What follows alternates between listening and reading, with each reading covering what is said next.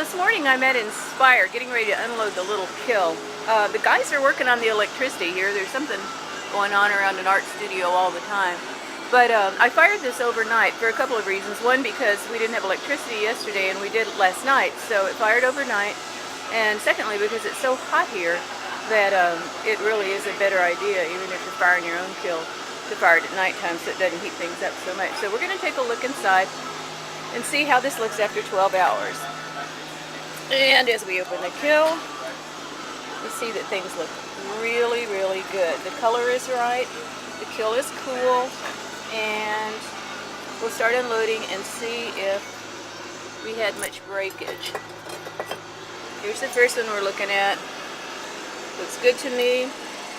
So we'll finish unloading and take a look at everything at once. Once these guys are fired, I don't have to be nearly so careful loading them into the box. So I can just set them in on the towel. It would be like, you know, loading some dishes. You want to be careful, but you don't have to be extremely careful because they're not going to break just by touching them like the greenware did yesterday if you were to touch it or break it or even handle it. Okay, the kill's empty. It's been unloaded. I fired just about 12 pieces to 18 pieces at a time because each one is hand-built.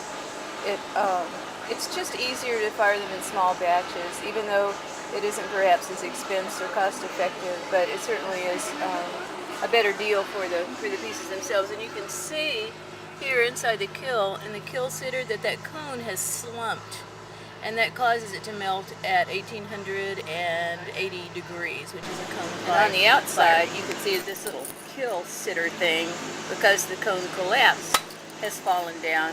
And even though the timer shows that there are a few hours left, when it reaches temperature, the kiln sitter causes it to shut off at exactly the right temperature. The firing itself was just excellent. I'm really pleased.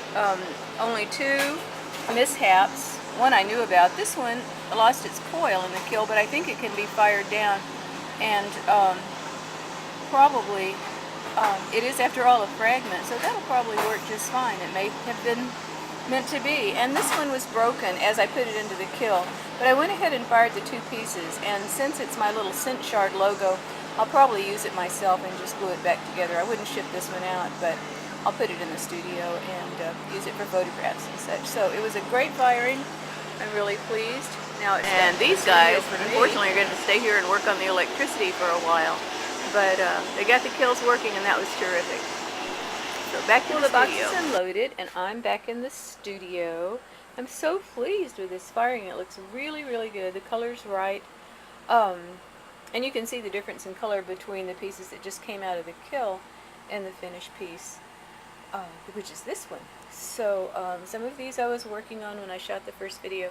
This is the piece that has the people's name on it for the house number. This is the piece that I knew was broken but fired both shards together.